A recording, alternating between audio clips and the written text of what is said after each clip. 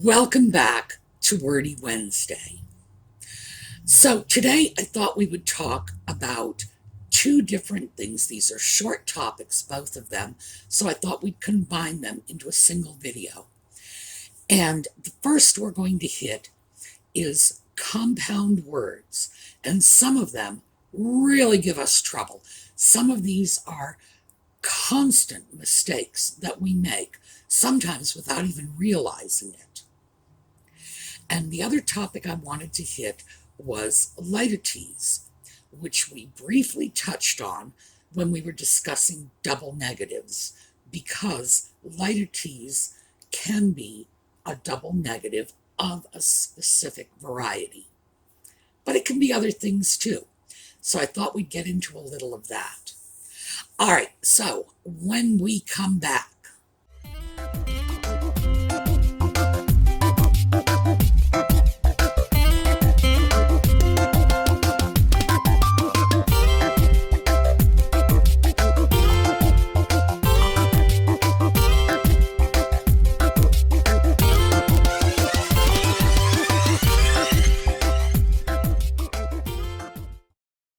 okay, compound words. We know what a compound word is. A compound word is when we take two separate words, they each have their own meaning, their own little word identity, and we combine them to create a new word. And sometimes when you separate them, they have one meaning, put them together, and they have another. So let me give you an example of this. Bluebird. If you say bluebird, one word, you're talking about a specific kind of bird. It happens to be blue, but it is a bluebird. That refers to a special, specific bird. If you separate it, two separate words, you are referring to any bird that happens to be blue. A blue toucan. I don't know if toucans come in blue. Lisa, do toucans come in blue? We'll ask our bird expert. Any kind of blue bird, two words. So the meaning is different. And oh, by the way, if you capitalize bluebird, you're referring to a little Girl Scout. It's like a little girl. Campfire girls, I think, the little junior campfire girls are called bluebirds. So we have yet a third meaning. Blackberry, well, we've got capitals. You put a capital on it, one word, and it's a little computer handheld device. Blackberry, as one word, no capital, refers to a specific kind of berry that is actually fairly dark and therefore called black. It's not really black, it's sort of a dark red, dark purple. But it's a blackberry, it has a specific meaning.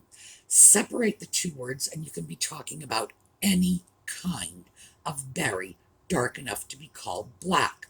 For example, a marionberry, which is a black berry. So, with compound words, sometimes they can simply be side by side with a space in the middle and have a different meaning.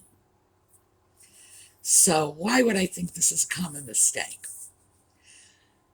Because there are some words that we frequently use that are, in fact, separate words, separate concepts when they are two words, separate from what they are when they are one word, anymore.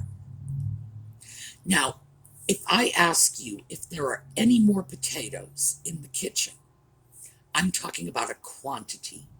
Are there any additional potatoes in the kitchen? That's two words. If I say, I don't talk to Marjorie anymore, that has nothing to do with quantity. I'm referring to a time frame. I do not talk to Marjorie at this time, although I used to at a past time. So, in that sense, anymore is synonymous with any longer. Which, by the way, as two separate words can have two different meanings. Because, are there any longer boards in the pile? So this is where it tends to get a little dicey. Spell checkers are really difficult because they try to help us through these words and very often get them wrong. Anymore, two words, anymore, one word. It's a common mistake. And the easiest way to deal with that is to look at anymore separated when you want to emphasize the more. Others, every day, two words. When you say every day is two words, you are talking about another form of measurement, if you will. 1 day, 2 day, 3 day, every day, each day, and you're counting them. But if you say every day as one word, or more likely, every day as one word, you are talking about commonplace. That's an everyday occurrence. Obviously, it comes from the fact that it happens every single day. But when we combine it, it's synonymous with commonplace. Everyone. If we say everyone, two words, again, we're measuring each and every one, every individual one. Every one of the knives in the drawer was dirty, so the dishwasher is probably not working. But if we use this as one word, we're talking about the whole collection of people, the whole group, everyone at the party. So that's where those words separate. Everybody is the same thing. Everybody, two words. For example, everybody has a head and 2 arms and 2 legs. Everybody at the morgue gets a tag on its toe. But if we use it as one word, we're talking about the whole collection. Just as I said, everyone at the party, everybody at the party, same thing. So separation tends to imply counting. Let me see. Everyone. For the most part, we run into this when we are writing, when we're actually, writing something out. So we have time to think about it, because when you say everyone or everyone, no one knows whether there's a space there. We can get away with it. But when you're writing, make sure that if you are referring to a discrete series, any more potatoes, every one of the knives in the drawer, we're talking about something that can be counted. When it's all together, we are talking about, in terms of everyone, everybody, we're talking about the conglomeration, the aggregate mass. Every day, totally separate definition. Every day means commonplace. And anymore, again, totally separate. It means no longer. So I thought we would touch on that because, as I say, that's one that is difficult to deal with because the spelling is the same. A spell checker may separate words on you or may combine them, but depending on, I think Microsoft Word has like a grammar program that thinks it knows what you're saying, and it's atrocious. I wouldn't use it, but it's there. So your computer or your smartphone's automatic systems might inaccurately correct for you. But as I say, thought that was worth mentioning. Let's move on to Litotes. Now, first of all, let me say that there are two pronunciations you can find for this. You can find Litotes or Litotes. I think both of them are equally valid. I have not been able to find a preferred preference. Well, that was redundant. I cannot find a preferred pronunciation. There, that's what I meant to say. Litotes is a kind of statement that we all use every day, even though I would be willing to bet most of you have not, this first time, you're coming across this word. And this is a literary device. Well, they say literary, but I use it in casual conversation. When you describe something by saying what it isn't. So, he's no rocket scientist. We're basically saying this boy is not bright. And frankly, there are so many ways to say the boy's not bright that fall into the category of Litotes. He's no Einstein, he's no brain surgeon, he's not the sharpest knife in the drawer, etc., etc. And I'm sure you could come up with half a dozen more without even thinking about it, because that is something we use Litotes for all the time. Now, let me mention quickly, Litotes is its own plural. So think of it as sheep. 1 sheep, 5 sheep, 1 Litotes, 30 Litotes. It is its own plural. So, when we look at this, we can do a lot with Litotes. A Litotes almost always has a negative component because you are describing something by saying what it isn't. Well, her place wasn't exactly the Ritz. It's not a high-class place. You can use Litotes for comic effect, because usually if you put a little humor on a complaint about somebody's intellect, it goes over a lot better than saying that boy's as dumb as a plank. No, he's not the sharpest knife in the drawer. It makes it a little easier. Also, you can use Litotes to be polite. I find I do that quite a lot. For example, my neighbor across the street is 84 years old, and I often find myself saying, he's not as young as he used to be. Litotes. I'm not saying the guy is an old man. A friend of mine has an expression, once you get past 75, he's like, well, he's playing with the house's money, which I find, I love that expression, don't get me wrong, but that makes it sound like we're ready to dig his grave, and it's a little ghoulish. So, he's not as young as he used to be,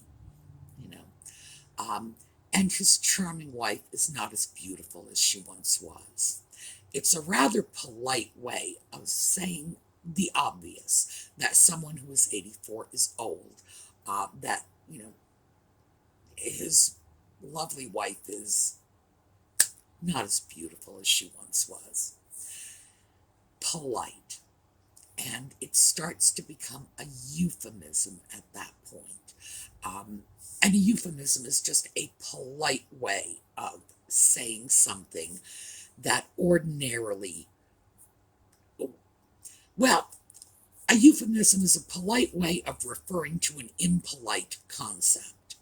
So, we say a lady of the evening to refer to a prostitute. Prostitute not being a polite concept, lady of the evening being a more polite and less offensive way of saying it. Litotes are great as euphemisms. They really are. You can say all kinds of things that are statements of fact, but you don't want to be forced to come right out and say, the guy's old. Okay, well, it's a statement of fact. He's 84. You don't want to say that. He's no longer young. Well, he's not exactly spry. So dig into your word boxes. You will find dozens of ways to express the concept without being unnecessarily blunt or unnecessarily hurtful. And I find that to be one of the nicest uses for Litotes. The obvious, comic and ironic and sarcastic are always there. But there's a danger with Litotes. So let me give you an example of that. It was not unusual for my mother to call me at 6 in the morning. There's a lot of vagueness in there. By the way, that Litotes is double negative, not is one, and the prefix unusual, is the double negative. I'm saying that it wasn't an extraordinary event for my mother to call me at 6 in the morning. But what does that mean? Does that mean she calls me 4 mornings a week at 6 a.m.? Or that every month or so I might get a 6 o'clock phone call? It can be very vague. Sometimes it's in our best interests conversationally to be vague. And the great thing about a Litotes is because, we'll go back to our definition, you are describing something by telling people what it isn't. Sometimes that's very, very useful because you are throwing the concept out there, but you're not being specific. And we don't always want to be specific. I might not want to be saying, yeah, well, my mother, boy, she sets her alarm and she gets up and gets on the phone. No. That's sort of the downside of a Litotes. It isn't always very precise. But again, we don't always want to be very precise. I'll admit I could have handled that better. That's a Litotes. What I'm saying is an opposite. I'm saying I'm describing what I did by saying what I didn't do. I could have handled it better. Now, obviously, if I made a complete mess of the situation, I'm being ironic. I'm basically saying, yeah, I made a mess. Could be, I'm just saying that of the 30 or 40 behavioral choices that were before me, I probably chose the second or third option down from the top. Why would we do that? Because it could very well be that in a conversation, if someone is taking issue with my actions and I want to say something placating, all right, I admit I could have done better. I'm not saying that I completely screwed the pooch, made a mess of everything. I'm giving myself some breathing room and validating them at the same time. In other words, I'm not saying I'm wrong. I'm not saying you're wrong. I'm saying there's room in the middle. And that is a really good use of Litotes. That's how we can smooth a conversational flow. We can also use a very ordinary sentence. For example, that is not a Picasso. Now, if I'm in an art gallery and I'm standing next to a Rembrandt and I say that is not a Picasso, it's a straight up fact. It's not a Picasso.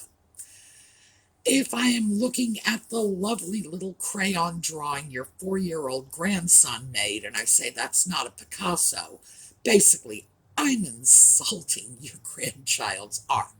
which is rude. But the fact is that a lot of these statements are totally neutral in one context and very charged in another. So that's where we have the vagaries of Litotes. This is where the lack of precision often comes in. But if you stop and think about how many of these you use in your daily life, this ain't my first rodeo. In fact, when I did the little segment on Litotes on the last Wordy Wednesday, when I was editing the video, I realized in the editing process that without realizing it, when I had been making the video, that I had included a Litotes in there, because as I say, I use them all the time. And I did in fact put a little note on the video saying, see, this is, I do it without even thinking about it. I think we all do. And as I said before, I don't even think most of us had the word to associate with that particular type of speech, that form of expression. We did it. Ain't my first rodeo. It's a Litotes. So now that you know what it is, be mindful of doing it, how often you do it. He is not at all unlike his father. Double negative Litotes. When you want to say he's just like his dad. All right, so this was our Wordy Wednesday. Compounds, some of the tricky ones. By the way, if you have other tricky ones that have given you problems or that other people have used incorrectly that get on your nerves, let me know in the comments. Also, if you've got favorite Litotes, drop them off in the comments, All right, we will be back Thursday evening for book club, and then Friday morning back to our usual schedule. So, have a great day. It stinks. As ever, the soul of tact. Well, the man's no Botticelli. And the subject's no Venus.